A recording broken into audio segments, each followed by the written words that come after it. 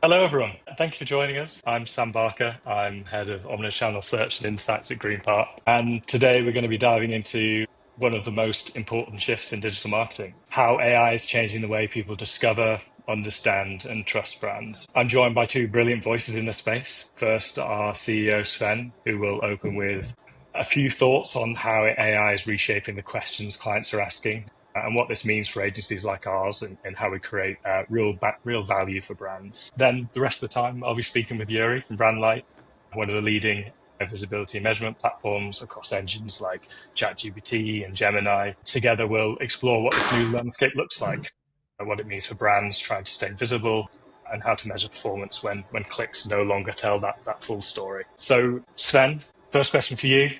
From your perspective as a digital agency CEO, what are the biggest questions you're hearing from brands right now about AI search? Yes, thanks, Sam. So first, how do we optimize our SEO content to make it ready for ChatGPT?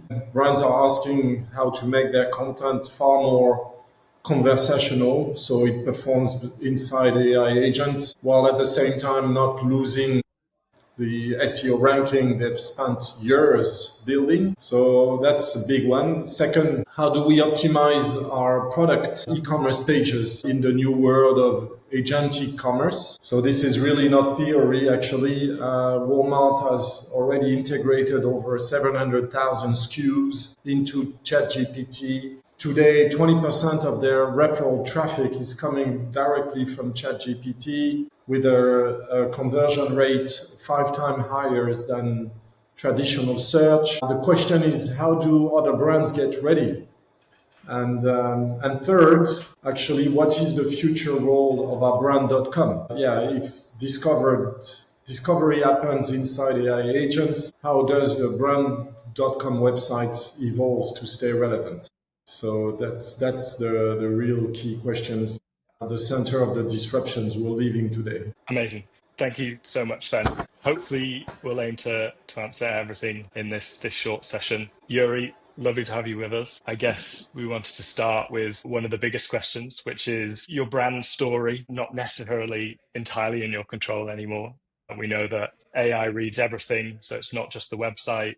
It's also reviews, it's social posts, it's forums, and broadly, those are sometimes inconsistent. So if they are inconsistent, AI will build that slightly different version of the brand. Are brands starting to realize that maybe controlling their story now means aligning all of those different channels together? Yeah, definitely. AI introduced how people actually evaluate brands and how people actually research brands. You used to control the narrative through your own channels, website ads, content, and AI essentially gave it back to the internet. You don't Brands don't speak, they get spoken about. And this really emulates how a user researches a brand. You don't just listen to what the brand has to say, but rather goes and read through social reviews, insights across different Reddit threads, and AI just aggregates all of that together.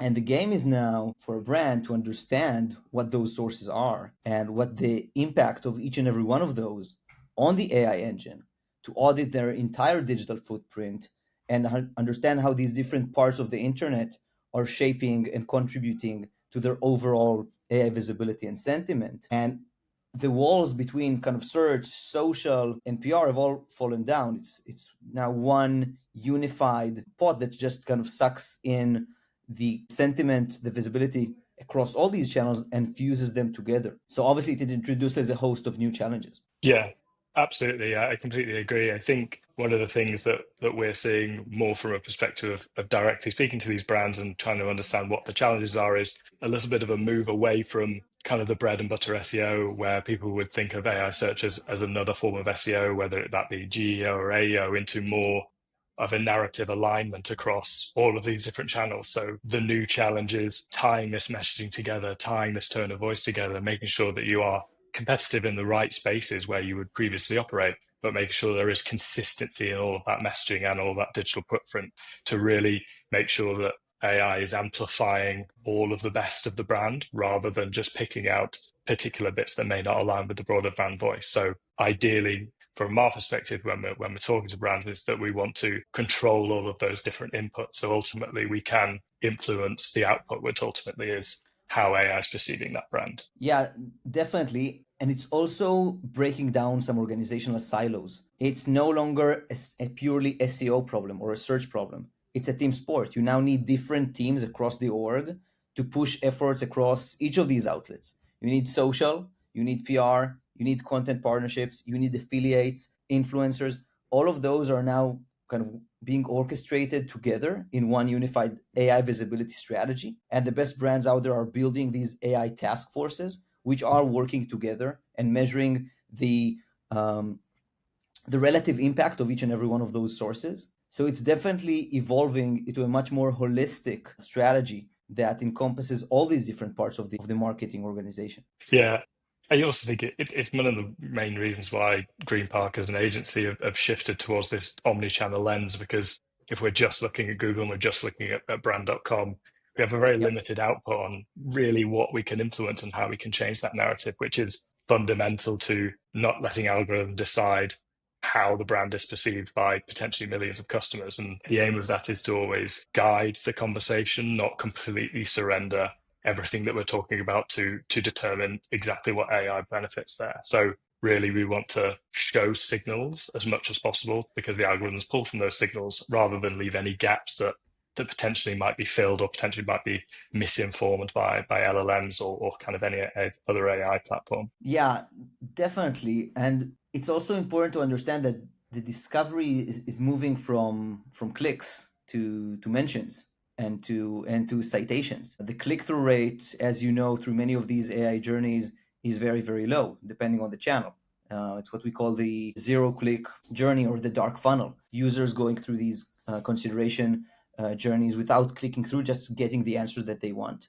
Uh, and the goal is suddenly for a brand to be mentioned in the right way, to be cited in the right way. And right now these engines are both being treated as a traffic source but also as a media channel. You need to think about them in the context of impressions, not just how many clicks am I getting through ChatGPT, because most of those journeys do not end with a click, but they have a lot of impact on your marketing and on your brand. Yeah, and I think that feeds neatly into fundamentally understanding the sentiment that your brand is, how LLMs are perceiving your brand. So how can you impact the overall sentiment? Is that a great place to start some of the analysis, start some of that auditing work so that you can fundamentally tackle potential consumer pain points rather than just going with a big catch-all and trying to change everything all at once. So looking at things like credible voices, managing that feedback, again, what we talked about at the start around all of these different facets of digital being contributing factors to that broader brand story. That also includes things like user-generated content reviews, and that will ultimately impact a lot of that sentiment, which is a perfect place to try and tackle some of those pain points. Yeah, for sure. And the challenge here is that we've moved away from keywords, which are, you only have a few hundreds of those usually, to long tail, hyper contextualized queries. So it's much harder to track the sentiment and the visibility across all these highly permutated long tail queries and prompts. You have essentially the average Google search term is 3.4 words. The average ChatGPT prompt, 23 words. So it's a ton more context in how people engage with these platforms that then result in much more personalized answers that pull from a much greater variety of sources. So in order to begin optimizing and regaining control of that narrative, you first need to capture and cast a very wide net of what all these highly permutated user journeys are, and then audit what are the underlying sources and citations that impact and shape those realities, and identify the third-party publishers that are having the most impact on your category, understanding how your brand-owned content is performing, how your competitors are doing, and from that reverse engineering of the citations data, do you start to influence and inform your strategies across all these marketing functions that we just mentioned. And I think that perfectly aligns into what the kind of the broader buzzwords around AI search and AI visibility, which is designing content for conversational outcomes. And I think that gets thrown around quite a lot without any real necessary understanding about what that means and what that impact that has on brands. So when we talk about that, do we mean rewriting for LLMs, rewriting for AI? Does it just mean being clearer? And I think from my perspective and from the conversations that we're having with brands, a lot of it is built on these EEAT principles, of which has been instilled into everyone that's worked in SEO for years and years and years. And the goal is to write for people, but in a way that machines understand. It's content that people and algorithms love. But fundamentally, we're not thinking about a new audience here. Like AI wouldn't represent a new consumer or a brand new audience that you need to target. It's essentially a distributor of that content, which is going to crawl, index, understand in a similar way that Google would. But we're still going with the tenets of a really good content writing, a really good content structure, which is clear, factually accurate, a really, really consistent tone that's still underpinned inherently by really great storytelling that builds that trust and but also builds clarity for machines. Do you still think that applies with brand voice in mind? And I'm kind of trying to build all of that content in tandem with making it accessible to both LLMs and to people. So SEO is not going anywhere in the at least near medium term. It's just evolving into something more nuanced. There is a discussion in the industry whether you're going to have two distinct audiences right now that you need to write and develop content for, which is one could be AI agents and engines and crawlers that don't really care about many of the things that humans care about. And obviously, you're going to still be writing for humans. And some approaches say that you can have the same piece of content be optimized for both. There are other approaches that go to the premise that these need to be different permutations of content and have like content that is specifically designed for these engines and agents. As they evolve more and more, you're going to see agentic workflows and kind of systems that pull specifically for content that is designed for AI. We're not yet there. And right now, most of the content can be improved and augmented and optimized to fit those AO, GEO, LLM, or whatever you want to call it these days. But there's a number of principles and best practices, by the way, that change across industries. It's not just the generic LinkedIn post, this is what you need to do. Like, it's much more nuanced than that. We're seeing this across millions of queries. Different industries have different algorithmic weights. They prioritize different things. The engines are more sophisticated than we give them credit for. Oftentimes, people try to flatten this.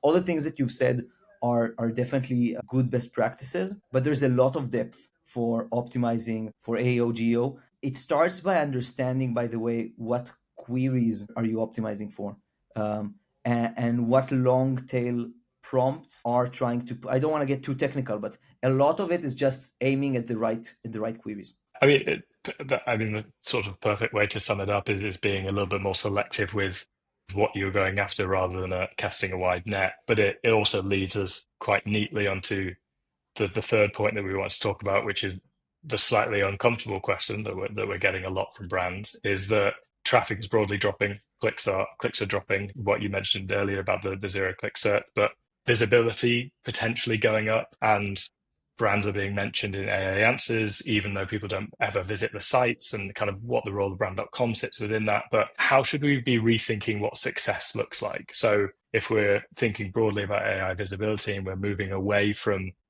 clicks and impressions, what does that new currency take it if clicks don't fully tell that end-to-end story? So first, there are a few new measurements that are being introduced to the market, and new KPIs and new measurement methodologies, and also attribution problems that exist now in the industry. There's a very big, across all brands, a very big attribution problem of what is the real impact of these engines, because much of that traffic is unattributed. So the first metrics brands are now adopting are AI visibility metrics: share of voice, share of answer, unbranded visibility within these AI engines, sentiment, position within answers, a host of new KPIs that are catered specifically to how do we appear across these different engines. And then obviously all the downstream business KPIs that result out of that. So you may see much less traffic, but is your traffic now converting better? We've found that traffic coming from LLMs is converting in over 400% than normal comparable traffic, because these users, these visitors have gone through a much deeper consideration phase. That essentially the decision has moved before the click. We used to have a click, read through content, reach a purchasing decision. Now, a user goes through a consideration journey, speaks with an AI engine, reaches a decision, and only then clicks to perform an action. So it's almost the inverse. So you will see much less clicks, but they should be converting much more. And you'll also see different behavior from top of funnel to bottom funnel. You might see less traffic at the top of the funnel, but if you're doing very, very well in AI visibility, you might see an increase in bottom of the funnel.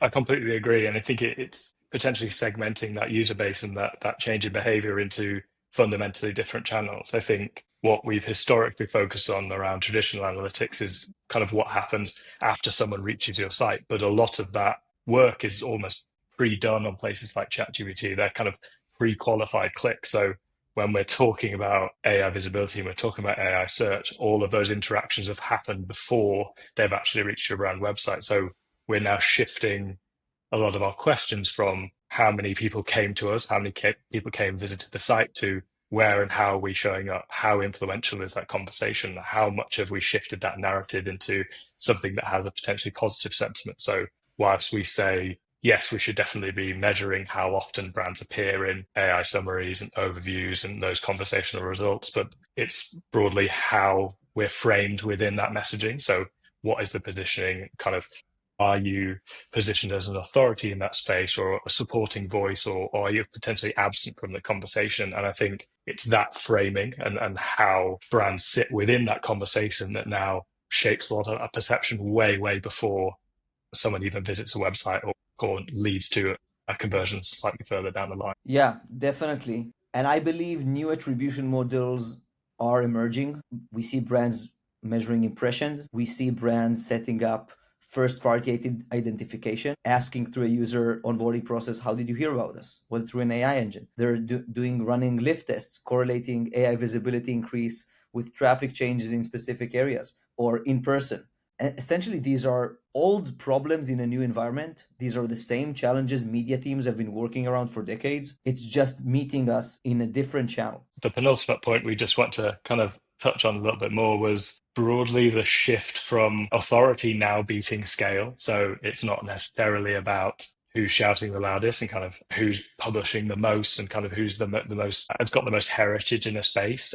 It's about broadly who owns that conversation. So brands that are able to define a topic are leading AI results. And what I wanted to very quickly talk through was what it takes to own a topic in this new world. Like, is it things about publishing depth? Is it about credibility? Is it about kind of broadening out that new viewpoint? And I think fundamentally one of the things that we've noticed is really aligned to what you were saying earlier, Yuri, is like identifying what topics, what search terms, what queries are going to really define the category and where you can feasibly lead in a category. I think that's going to be the most important aspect of targeting and kind of measurement moving forward, is not trying to cast that wide net, but really laser focused in on the topics that are the most meaningful to the brands, but also where you have the most potential to rank. So using things like expert voices to amplify that credibility, but also approaching content like a publisher. So you're not being responsive to what already exists. You're kind of defining the agenda. You're not just supporting it. Is that something that you've also noticed a little bit of a shift on in the way that maybe smaller brands are approaching kind of the world of AI visibility? Definitely. There's a very big opportunity for smaller brands to own the long tail. Most of the data that AI engines are pulling from is not brand owned. It's third party. It's publishers, it's review sites, it's listicles, it's expert voices, it's social. So by understanding what those sources are and how are they impacting your specific category, and being inserted into these conversations, there are huge opportunities in the market right now. If you can find the most strategic publishers talking about your niche and make sure that you're mentioned there, you'll get visible. If you identify the influencers who are getting cited the most by these engines and you're able to partner with them, you'll get visible. And oftentimes there are even publishers and content creators that are not aware of how impactful they are, because they don't have visibility into how the AI engines are pulling from them. And now we're still in the stage of the market where there are huge arbitrage opportunities. You have publishers which are blocking the crawlers of these AI engines, so you're not getting any visibility. And the other hand, you have publishers who have struck deals with the large companies, OpenAI, Google, etc. Reddit, all the rage around Reddit, because they have struck all these dealers early on, and have let many of these models train on them and pull content from them. So the game is to identify what those outlets are. In addition to your brand owned still is an important asset, but it's understanding what formats of content are working for both you and your competitors, but also what third-party sites are having an impact and then being strategically mentioned within those different outlets. I think that sort of perfectly leads us on to our final point, which, especially in the context of the Reddit conversation and the reduction in Reddit being used as a source in ChatGPT, but also kind of the role of that brand ecosystem. When we're talking about AI, we're broadly talking about AI answering everything everywhere and kind of controlling some of that story and that conversation. In this context, what's the point of a brand website? Traffic is down, but does that mean that there's a shift in what a brand ecosystem represents? I think from our perspective, what we've seen is websites almost mattering more than ever because they have a now renewed dual purpose in that they're feeding the AI, but they're also primarily the way people engage with your brand. If we're thinking about the role of the brand ecosystem, we're thinking about the role of brand.com as marketers, how are we rethinking what it means? Do we use it as a conversion engine? Do we use it as a trust signal? Kind of what's the future of brand.com and what does that ecosystem look like? So I think the brand.com serves a dual purpose now. One aspect of it should be designed purely for humans. What is the experience a human goes through when they land on your site? And the other is, what do I want LLMs to pull out of this? Every branded query that mentions your brand that goes into an AI engine, the AI engine would try to pull information from your site. Websites are still critical. They provide the most trustworthy signal to an LLM about who you are and what you stand for. In unbranded queries that do not mention your brand, in certain industries, websites are still the most trustworthy signal for an LLM, like financial services, insurance, other verticals, highly regulated.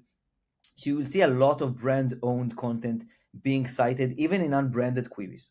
The more you are able to develop content with high authority that answers real questions users are asking, you'll get cited more. So the goal of the brand-owned website in the context of AI is to be helpful in answering questions. It's to understand what your users and customers are asking and making sure that an LLM finds good structured answers on your .com for those or whatever owned assets that you have for those queries. That is the goal. And the other goal is for a user to go through the most immersive and successful experience that is on brand when it engages with you. And I think it's exactly also what you were saying earlier that yes, the brand.com has a new kind of renewed purpose in that it fuels a lot of the information and fuels that brand story on LLMs. But as you said, if someone is landing on brand.com, then they've already gone and they're coming from an LLM, they've already gone through a lot of that consideration phase. So really, we need to make sure that this reduction in visits and this slightly more scaled down traffic that's coming through to brand.com, we need to make it deliver as big a results as possible. So every visit now needs to be an opportunity to validate and amplify all of that authority. We need to make sure that we're thinking about brand.com as a perfect entry point. So designing that experience for maximum impact for every single visit, not just looking at the sheer volume of visits that we previously would have experienced and focusing on still building that trust, but still facilitating all of that conversation, not just transactional, not just fueling AI and LLMs. So every page kind of reinforces that credibility element around who you are, why you're credible, and ultimately what you stand for. So again, it very neatly brings us to the end where at the beginning we talked about AI being for both people and for machines, but brand.com is a perfect example of that. It's about optimizing for the consumer journey, but also for an algorithm as well. It's a tale of two cities. You'll have agents on one end of the scale, and you'll have humans on the other who want experiences. So for a human, the website's goal is to deliver an experience and to make it as easy as possible to convert. For an agent, you need to make sure, or the agents that will evolve, you need to make sure that you have the right agentic pathways for that agent to get what they want off your website and to be able to transact on behalf of its user. So it's really like designing for two very differentiated personas, if you can call an agent a persona. Yeah, absolutely. Absolutely perfect. Well, thank you so much, Yuri. Thank you so much for being part of this. It's been super valuable. I think our role as marketers and our role in digital has changed quite a lot.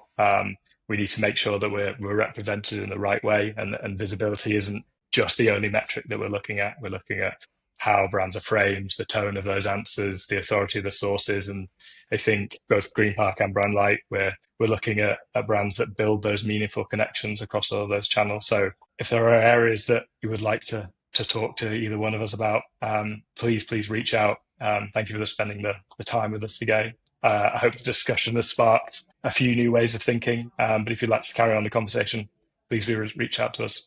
We'd absolutely love to hear from you. Thanks again, Thanks Yuri. for having me, Sam. This was fun.